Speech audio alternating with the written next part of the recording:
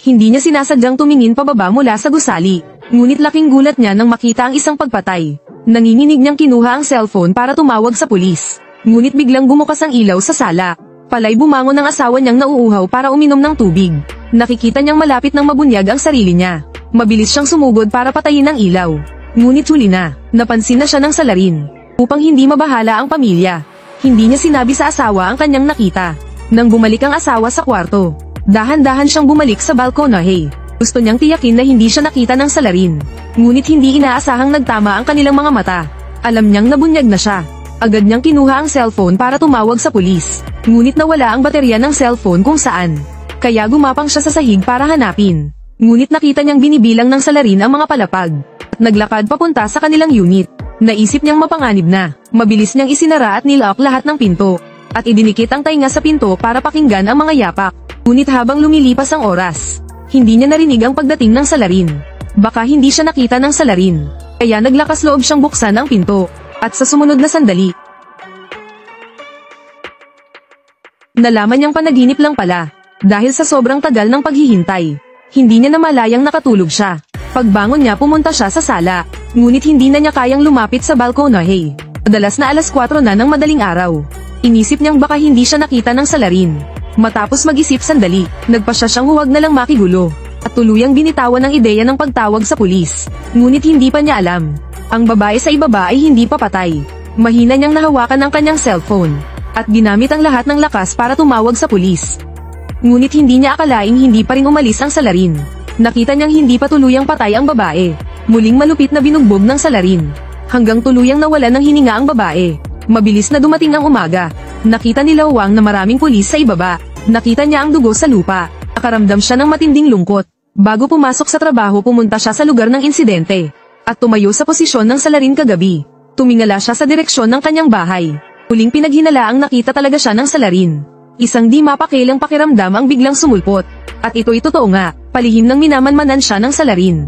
Dahil walang kamera sa lugar ng insidente. At wala ring ibang kamera na nakakuha ng itsura ng salarin. At hindi rin residente ng compound ang biktima. Kaya, walang sino mang residente ang tumawag bilang saksi.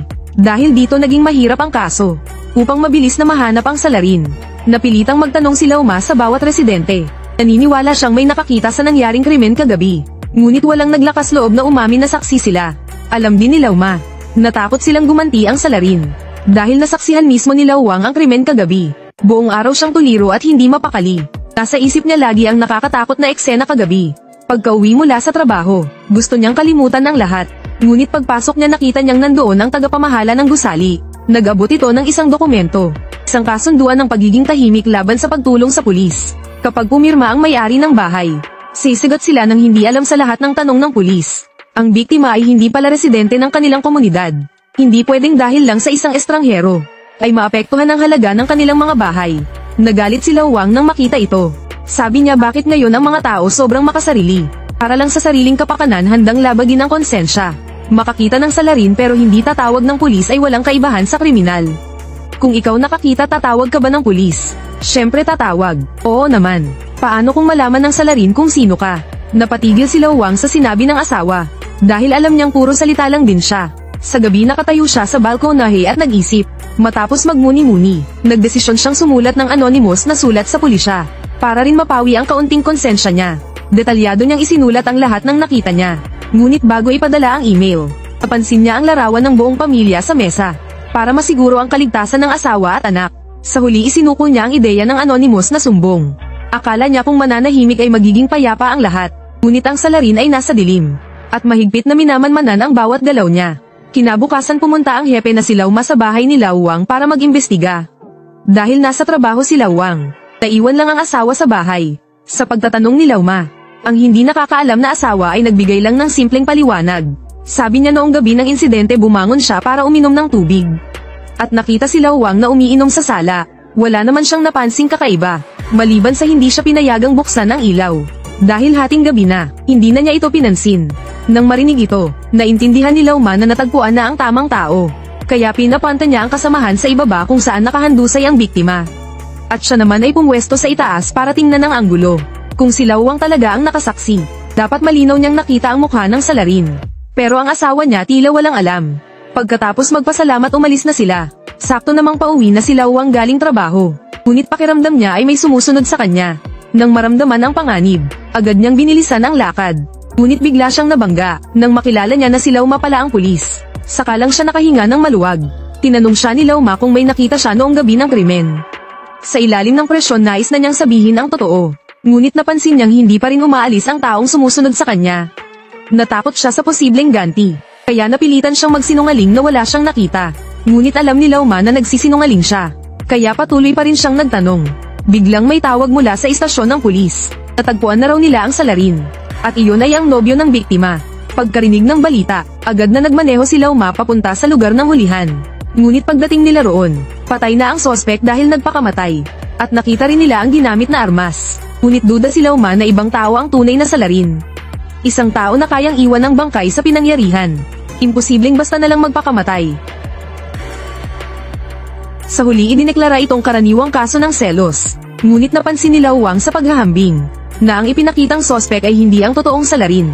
Ibig sabihin, ang tunay na salarin ay malaya pa rin. Biglang tumunog ang doorbell. Agad siyang tumayo upang tingnan. At nakita niyang ang kapitbahay na babae sa ibaba. Hindi kaya siya ang salarin? Ang biglaang tanong ay labis na ikinagulat ni Lawang. At nagkunwari na lang siyang hindi niya naintindihan ang sinasabi ng kapitbahay. Noong gabi ng krimen nagkita sila sa elevator. Eksaktong 2:00 ng madaling araw iyon. At sa oras na iyon nangyari ang pagpatay. Malakas ang sigaw ng biktima noon. Kaya iniisip ng kapitbahay na babae na imposibleng walang nakita si Lawang. Sabi niya halos made press na siya. Dahil palagi niyang nakikita ang salarin na nakatitig sa kanya sa komunidad. Hindi siya naglalakas loob na mag-isa pumunta sa pulisya. Kaya nakiusap siyang samahan siya ni Lawang para magsumbong. Naisip ni Lawang na saksi rin pala ang kapitbahay na babae. Ngunit nagsinungaling pa rin siya na wala siyang alam. Sa huli itinulak niya palabas ang kapitbahay. At matapos tanggihan, malungkot na umalis ang kapitbahay na babae. Ngunit pagpasok niya sa elevator, may isang lalaki ring sumunod. Sa itsura pa lang, agad niyang nakilala na iyon ang salarin. Para mailigtas ang sarili nagkunwari siyang kalmado. At nang makalabas ng elevator saka lang siya huminga ng maluwag. Buti na lang hindi siya sinundan ng lalaki. Ngunit sa sandaling papasok na siya sa pinto ng bahay, biglang tumakbo papalapit ang lalaki. Makalipas ang ilang sandali na diskubre ni Lawang na naiwan ang cellphone ng kapitbahay sa bahay niya. Kaya bumaba siya para isauli ito. Ngunit napansin niyang hindi nakalak ang pinto ng kapitbahay. Nang akma na siyang kakatok, may narinig siyang kakaibang ingay. Kaya sumilip siya sa pagitan ng pinto, at natuklasan niyang napatay na ang kapitbahay. Ang salarin ay naglilinis ng dugo sa sahig. Gusto sana niyang tahimik na umalis. Ngunit biglang tumunog ang cellphone ng kapitbahay. Kinabahan siya at agad pinatay ang tawag. Ngunit nadiskubre na siya ng salarin. Wala siyang nagawa kundi mabilis na tumakbo. At aksidenteng nahulog ang cellphone. Wala nang oras para mag-atubili. Agad siyang tumakbo pababa, at unang pinuntahan ang silid ng gwardya. Ngunit walang tao sa loob ng silid ng gwardya. Kaya kinuha niya ang telepono para tumawag sa pulis. Ngunit biglang narinig niya ang boses ng anak sa likuran. At nakita niyang nakatayo ang salarin sa likod ng asawa at anak. Sa kaba napatigil siya sa kinatatayuan. Para sa kaligtasan ng pamilya. Ibinaba niya ang hawak na telepono. At nang makita ito ng salarin agad itong lumisan. Nang masiguro ang kaligtasan, agad niyang hinayla palayo ang mag-ina. Hindi inaasahan biglang dumating si Lauma sakay ng kotse. Lawang ilalabas mo ba ang pamilya mo para mamasyal? Oo. Narinig ito ng salarin at agad bumalik. At tumingin ng matalim sa anak ni Lawang. Malinaw na banta para kay Lawang na mag-ingat sa sasabihin. Pumunta si Lauma para muling imbestigahan ang kaso. Dahil pinaghihinalaan din niyang hindi ang nobyo ang tunay na salarin. Nakita niyang binabantayan pa rin sila ng salarin. Kaya nagkunwari si Lawang na nagalit at sumigaw kay Lauma. Hindi ko alam. Ilang beses ko nang sinabi. Bakit ba patuloy mo pa rin akong ginugulo? Hindi ba nahuli na ang salarin, bakit ako pa rin ang iniistorbo mo? Nang marinig ang nais na sagot, doon lamang umalis ang salarin. Nakita ni Lauma ang sobrang pagkabalisa ni Lawang. Kaya hindi na siya nagtanong pa. Pagbalik sa istasyon ng pulis, masidhing ipinagpatuloy ni Lauma ang investigasyon. At sa CCTV noong gabi ng insidente, nakita nila ang isang kainahinalang sasakyan. Kasunod nito sinundan nila ang tala sa bawat kanto. At natagpuan ang sasakyan sa isang abandonadong lugar. Bagamat sinunog at halos hindi makilala ang sasakyan, nakahanap pa rin sila ng memory card sa loob. At batay sa laman ng memory card, mabilis nilang natagpuan ang tirahan ng sospek. At malinaw nilang nakita ang itsura ng salarin. Ngunit dahil walang ebidensya, hindi nila basta maaaring hulihin ito. Kung nais nilang buksan muli ang kaso. Kailangan nilang makahanap ng saksi na makikipagtulungan. Walang magawa si Lao Ma kundi dalhin ang larawan ng salarin. At muling hanapin si Lao Wang. Umaasa na si Lao Wang ay makikipagtulungan sa pagdakip. Alam na nila ang tirahan ng salarin. Kailangan na lang natulungan ni Lao Wang sa pagtukoy. At agad makakakilos ang pulisya. Ngunit patuloy pa ring nagkunwari si Lao Wang na wala siyang alam. Mas pinili niyang makipagtalo kay Lao Ma kaysa makipagtulungan. Dahil takot siyang maghiganti ang salarin sa kanyang pamilya. Habang hindi sila nagkakasundo, biglang dumating ang masamang balita mula sa pulisya. Na, may isa na namang napatay sa kanilang komunidad.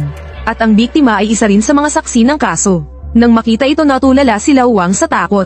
Doon niya lang naintindihan, na pansamantala lang siyang pinaligtas ng salarin.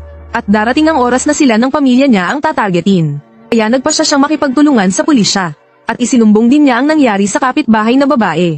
Pagkatapos ipinaliwanag niya ang lahat sa asawa. Buti na lang at maunawain din ng asawa niya. Hindi niya sinisi ang kaduwagan ng asawa. Bago umalis, pinakiusapan ni Lao Wang ang asawa na siguraduhing nakasara ang pinto at bintana. At huwag magbukas kahit sino pa ang kumatok. Pagkatapos nagtungo siya sa istasyon ng pulis para tumukoy sa salarin. Sa kanyang pagtukoy, agad nagsagawa ng operasyon ang pulisya. Ngunit pagdating nila sa bahay ng salarin, natuklas ang handa na ito, at agad pinasabog ang sariling bomba para makatakas. Nang malaman ng pagtakas ng salarin, lubos na natakot si Lao Wang. Alam din niyang tiyak na maghihiganti ang salarin. Kaya agad siyang tumawag sa asawa, at mahigpit na pinaalalahanan na huwag pagbuksan ang sinuman. Ngunit pagkababa ng tawag, biglang tumunog ang doorbell. Naalala ng babae ang babala ng asawa. Kaya hindi siya nagmadaling magbukas. Sa halip maingat niyang tinanong kung sino. Sabi ng tao siya raw ay isang pulis, na ipinadala ng istasyon para protektahan siya. Ngunit may kaba pa rin ang babae. Pinakita muna nito ang mukha at ID para makumpirma. Matapos makumpirma ang pagkakakilanlan, dahan-dahan niyang binuksan ang pinto. Buti na lang totoong ang pulis ito. Ngunit habang nag-uusap sila, biglang sumugod ang salarin. At gamit ang martilyo madaling napatumba ang pulis. Nang makita ito agad tumakbo ang babae papasok sa kwarto at nilak ang pinto. At itinago niya ang batang anak sa loob ng aparador. Sinabi rin niyang huwag lalabas anuman ang mangyari. Matapos maayos ang anak, plano niyang gamitin ang dresser para harangan ng pinto. Ngunit hindi nito napigilan ang salarin. Wala siyang nagawa kundi lumaban. Ngunit paano niya matatalo ang salarin? Agad siyang napatumba sa lupa. At nang malapit na siyang mapahamak, biglang lumabas ang anak na babae. Nang hahawakan ng salarin ang anak, yamakap ng mahigpit ang babae sa binti ng salarin. Ngunit pinadapa siya ng salarin at paulit-ulit na sinaktan. Samantala nakatakas ang anak palabas ng bahay. Ngunit hindi basta papayag ang salarin. Kaya kinuha ng babae ang martilyo at pinukpok ang binti ng salarin. At nang bumagsak ito, muli niya itong pinukpok, at mabilis na tumakbo palabas ng bahay. At sa hagdanan nakita niya ang anak. Ngunit mabilis ding nakahabol ang salarin. Wala nang oras para maghintay ng elevator. Kaya naglakad silang mag-ina sa hagdan para makatakas. Todo ang sigaw ng mag-ina para humingi ng saklolo. Ngunit walang sino mang naglakas loob na tumulong. Kaya mabilis silang naabutan ng salarin. Habang nawawalan ng pag-asa ang mag-ina, biglang lumabas mula sa elevator ang dalawang kargador. Kaya napigilan ang salarin sa pag-atake. Nang makita niyang maraming nakasaksi, tuluyang umatras ang salarin. Ngunit pagkakaalis lang nito, agad bumalik si Lao Wang na nagmamadali. Nang malaman niyang muntik nang mamatay ang mag-ina, nag-alab agad ang galit ni Lao Wang. Alam niyang kung mananatili siyang duwag, hindi niya mapoprotektahan ng pamilya niya. Kaya nagpasya siyang makipagsabayan sa salarin. Pagkatapos, hinabol niya sa direksyon ng pagtakas ng salarin. Alam ng salarin na handa na si Lao Wang na makipagpatayan. Kaya tumakbo ito papuntang bundok sa likod. Ngunit wala nang kinatatakutan si Lao Wang. Galit siyang sumunod sa bundok.